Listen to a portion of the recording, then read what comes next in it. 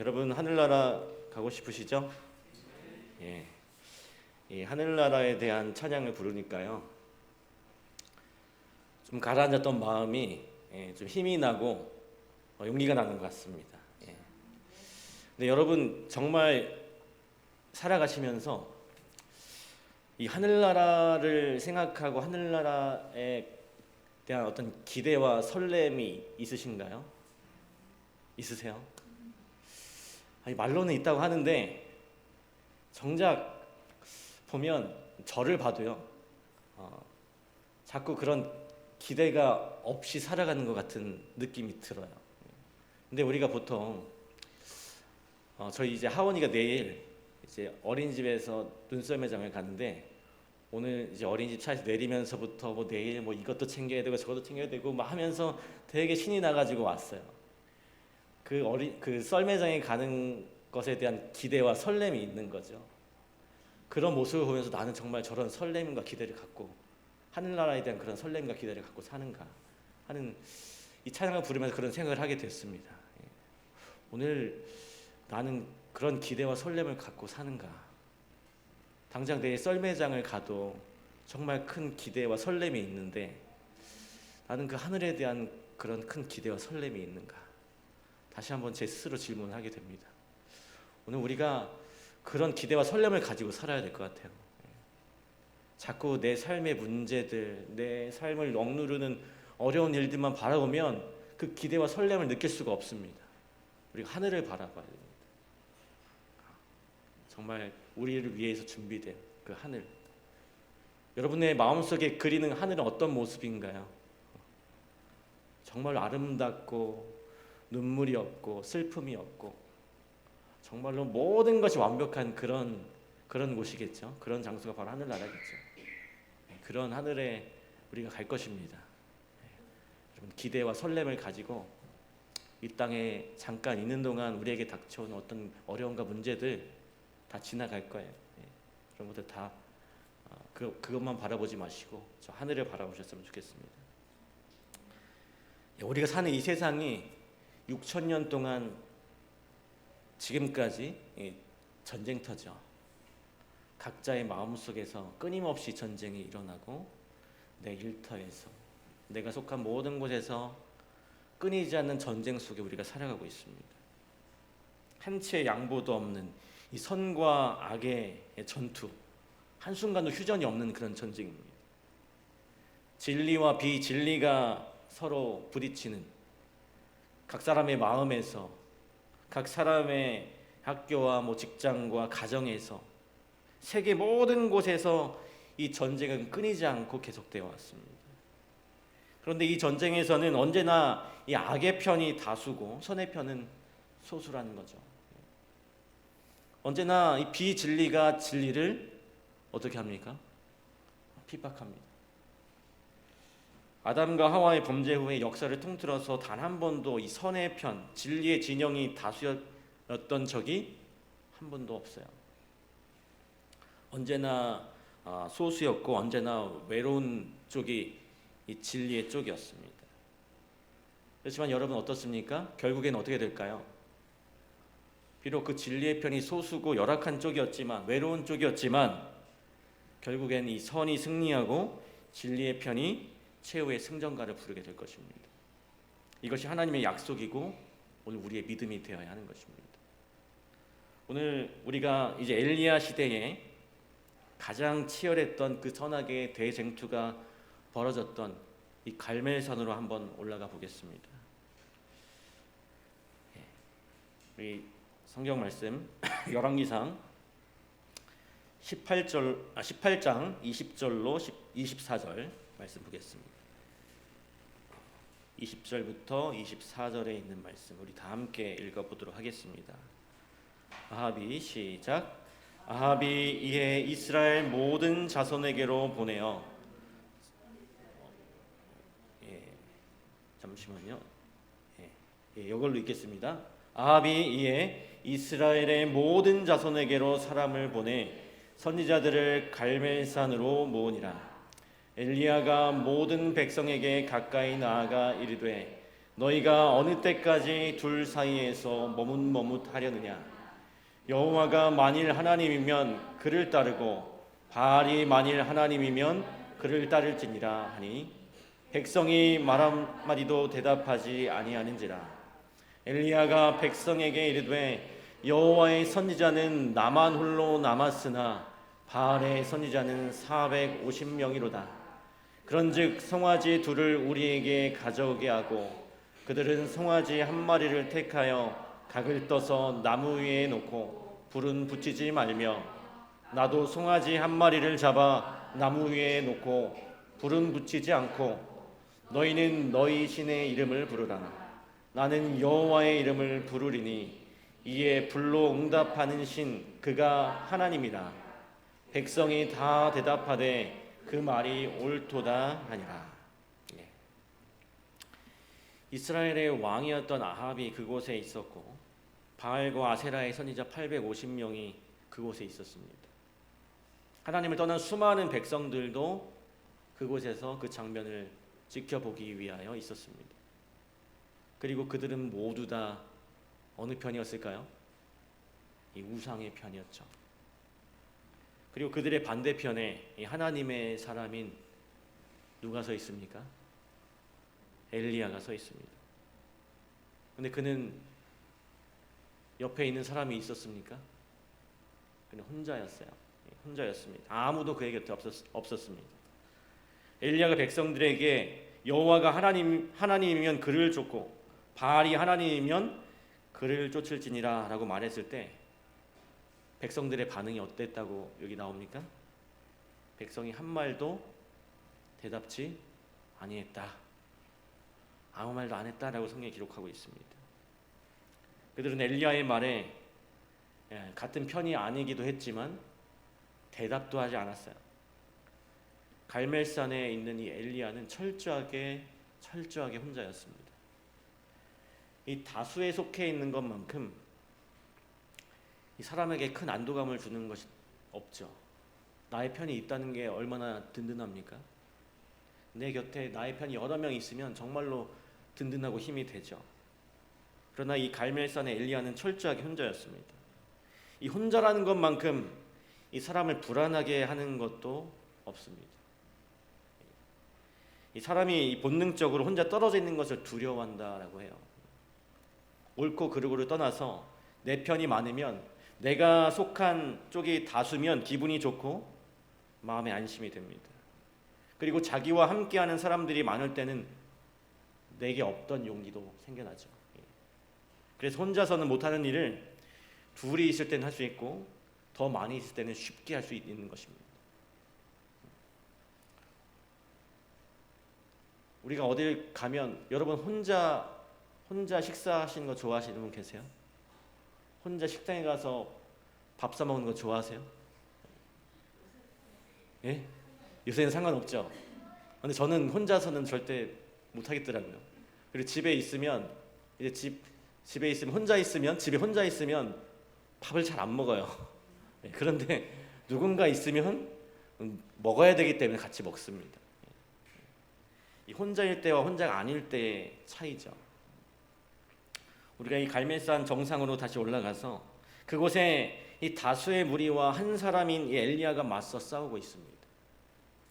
이 다수는 우상 숭배자들이었고 그 한 사람 엘리야는 하나님을 섬기는 사람이었어요. 이 다수에 속한 사람들이 얼마나 든든하고 용기 백배하고 얼마나 힘이 있었겠습니까? 우리가 숫자가 이렇게 많은데 우리가 틀릴 리가 있어? 그런 생각으로 아주 자신만만했을 것입니다. 마치 하늘에서 불이 금방 내려올 것 같은 그런 기대가 있었을 거예요. 그렇지만 반대로 이 하나님을 섬기는 사람 엘리야는 참으로 외로웠어요. 저쪽 편에는 셀 수 없이 많은 사람들이 이렇게 편을 이루고 있는데 이 엘리야의 곁에는 아무도 없었습니다. 이것보다 더 힘들고 어려운 일이 어디 있겠어요? 더군다나 지금 혼자서 그 850명의 선지자들과 대결하는 거 아니겠습니까? 대결 구도이지 않습니까? 싸우는 거예요. 그냥 이렇게 치고받고 싸운다고 하면 승산이 없는, 절대로 승산이 없는 그런 대결이죠. 그렇지만 이 엘리야는 그곳에서 주눅들지 않았습니다. 한 걸음도 뒤로 물러서거나 움츠려드는 모습을 보이지 않았어요. 그는 당당하게 이 싸움을 선포합니다. 우리 22절부터 24절의 말씀 다시 한번 읽어드리겠습니다. 엘리야가 백성에게 이르되 여호와의 선지자는 나만 홀로 남았으나 바알의 선지자는 450명이로다. 그런즉 송아지 둘을 우리에게 가져오게 하고 그들은 송아지 한 마리를 택하여 각을 떠서 나무 위에 놓고 불은 붙이지 말며 나도 송아지 한 마리를 잡아 나무 위에 놓고 불은 붙이지 않고 너희는 너희 신의 이름을 부르라. 나는 여호와의 이름을 부르리니 이에 불로 응답하는 신 그가 하나님이니라. 백성이 다 대답하되 그 말이 옳도다. 여러분, 엘리야의 믿음이 지금 보여주는 이 믿음은 어떤 믿음일까요? 나 혼자서라도 이 하나님의 이름, 하나님의 영광을 위해서 싸우겠다라고 하는 그런 믿음이었어요.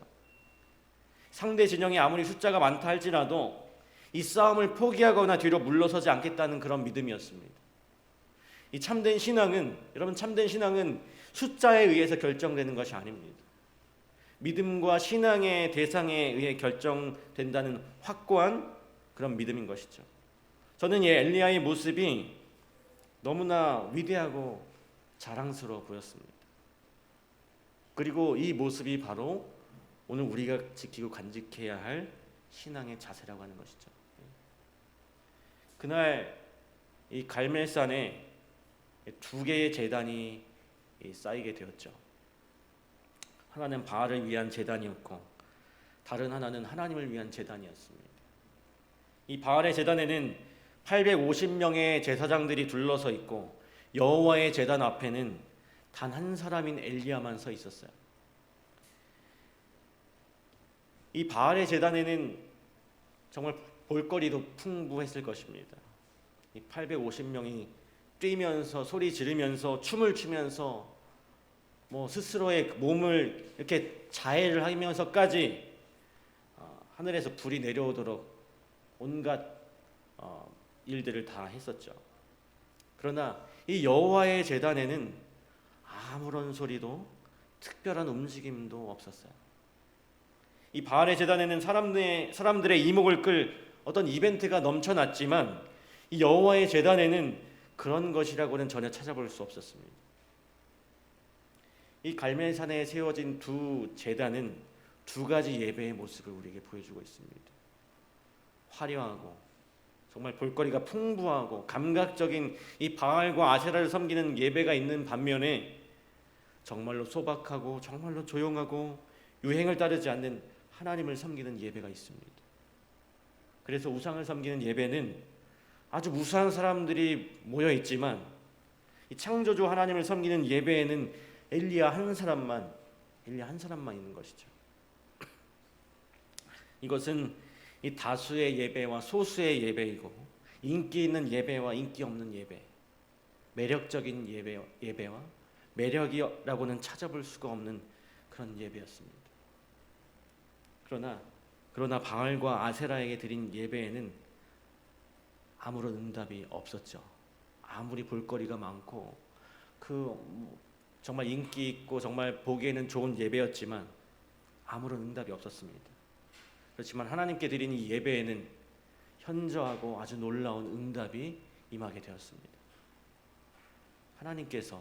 하나님께서는 이 한 사람이 드린 그 예배, 아주 소박한 예배, 조용한 예배, 유행을 따르지 않는 그 예배를 받으셨고 엘리야의 제단에 불을 내려주셨습니다.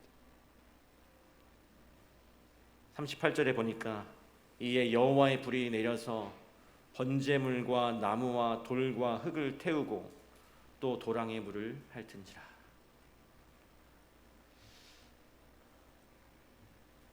정말 놀라운, 이 불이 내리기 전까지는 아무런 이벤트도 없고 조용한 것이었지만 이제 하나님께서 응답하시고 그 예배를 받으셨을 때 그 예배는 누구도 놀라지 않을 수 없는 정말 큰 이벤트가 일어난 것이죠.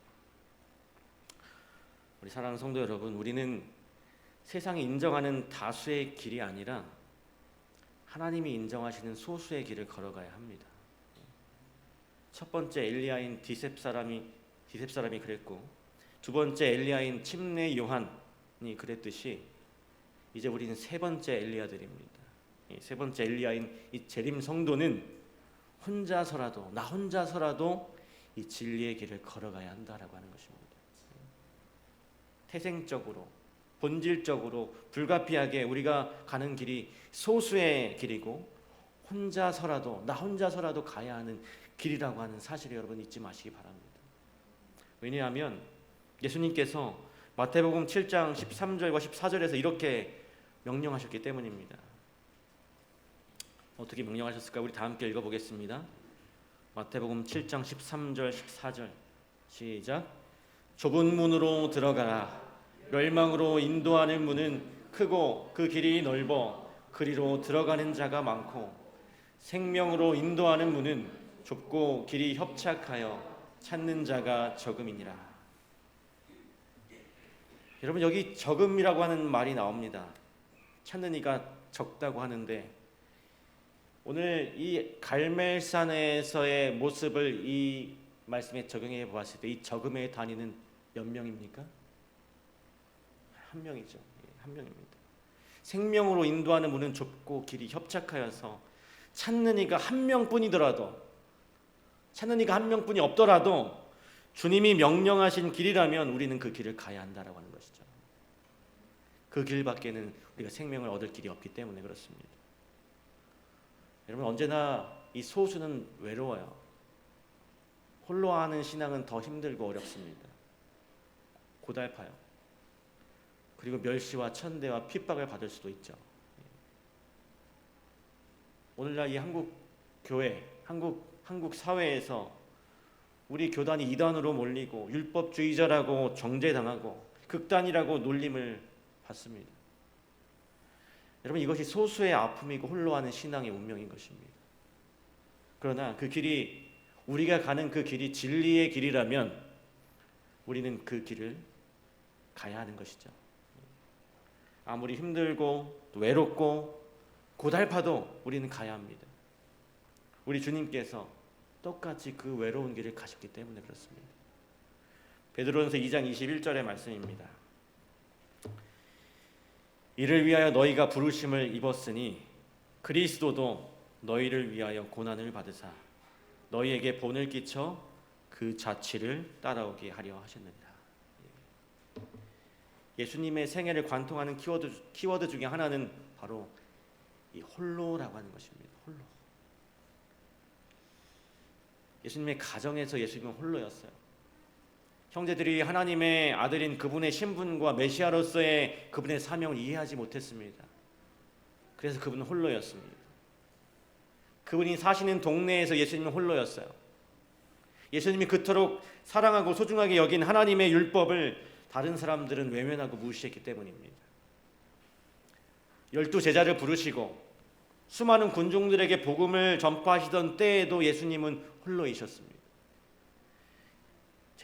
예수님의 제자들은 더 높은 자리를 차지하기 위해서 다투었고 군중들은 눈에 보이는 기적에만 관심을 보였습니다. 인류를 구원하시려는 그분의 사명에는 무관심했어요. 여러분, 예수님이 외로우셨을까요? 예, 외로우셨습니다. 예수님도 홀로 되는 것이 두려우셨을까요? 두려우셨어요.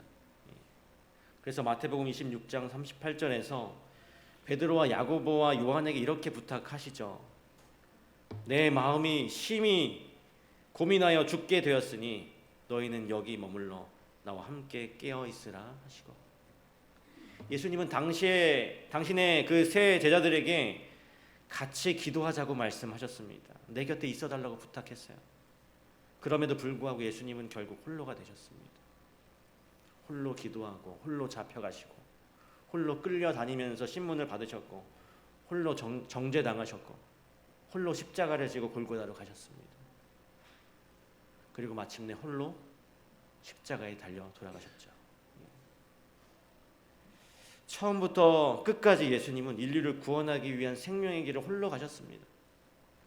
그 길을 다 가신 그 예수님께서, 그 길에서 승리하심으로 인류의 구원을 이루신 예수님께서 오늘 우리들에게 뭐라고 말씀하시냐면 나를 따라오라고 말씀하십니다. 여러분, 종교개혁의 깃발을 높게 들었던 마틴 루터도 홀로였어요. 그 당시 절대 권력이었던 교황권에 대항해서 혼자 맞선 그가 얼마나 두렵고 외롭고 힘들었을까요? 온 세상이 그를 조롱하고 무시하고 핍박했습니다. 그때 루터가 세상을 향해 한 대답이 우리 대쟁투에 이렇게 기록되어 있습니다. 각시대의 대쟁투 142쪽에 모세는 애굽을 떠날 때에 홀로 있었다. 엘리야도 아합의 통치 때에 홀로 있었다. 이사야도 예루살렘에 홀로 있었고 에스겔도 바벨론에 홀로 있었다. 그들처럼 나는 홀로 있고 그들은 다수이기 때문에 그들이 마땅히 두려워해야 한다고 나는 말하는 바이다. 나는 나에게는 하나님의 말씀이 있지만 그들에게 없다는 것을 확신한다. 루터는 그들은 다수이고 자신은 홀로이므로 그들이 마땅히 두려워해야 한다라고 말합니다. 왜 그럴까요? 왜 그들이 두려워해야 한다고 말하고 있습니까? 그들에게는 없는 진리를 자신은 가지고 있다는 확신이 있었기 때문이었어요. 내가 가는 이 길이 비록 나 혼자지만 내가 가는 이 길이 진리의 길이라는 것을 확신했습니다. 오늘 여러분이 이 진리의 편에 서 있다면, 여러분이 정말 진리의 길을 가고 있다면 홀로 가는 것을 두려워하지 마시기 바랍니다. 절대 다수가 외면해 버렸지만 예수님께서 홀로 가신 그 길, 우리는 그 길을 진리의 길이고 생명의 길이고 영생의 길이라고 부릅니다. 그리고 우리는 예수님이 가신 그 길을 따라가도록 부름받은 세 번째 엘리야들이에요. 오늘 이 길을, 이 진리의 길을 끝까지 걸어가시는 여러분과 제가 되길 간절히 바랍니다. 홀로서라도, 나 혼자서라도 예수님을 사랑하고, 홀로서라도 하나님의 계명에 순종하고, 홀로서라도 원수를 사랑하고, 홀로서라도 복음을 증거하고, 홀로서라도 충성하고, 홀로서라도 헌신하는 우리 모두가 되었으면 좋겠습니다. 그리고 홀로서라도 재림의 아침을 기다리며 살아가는 오늘 우리 모두가 되었으면 좋겠습니다. 그렇게 끝까지 인내하고 마침내 승리하는 우리 직산교회 성도들이 되시길 간절히 바랍니다. 그리고 마침내 이 길의 끝에서, 우리가 가는 이 진리의 길의 끝에서 우리를 위해서 홀로서 구원의 길을 가시고 우리를 살리기 위해 홀로 십자가를 지신 주님을 만나는 오늘 우리 모두가 되길 간절히 바라면서 오늘 말씀을 마치도록 하겠습니다. 이제 이 시간 우리 각자의 개인 기도 제목을 가지고 기도하시겠습니다. 정말 이 세상에 내가 홀로 살아간다 할지라도 홀로 가신 예수님을 바라보면서 우리가 끝까지 예수님을 만나기 위하여 이 진리의 길을 떠나지 않도록 그 굳센 믿음을 갖게 해달라고 여러분 기도하시기 바랍니다. 음악이 마칠 때까지 여러분 기도하시겠습니다.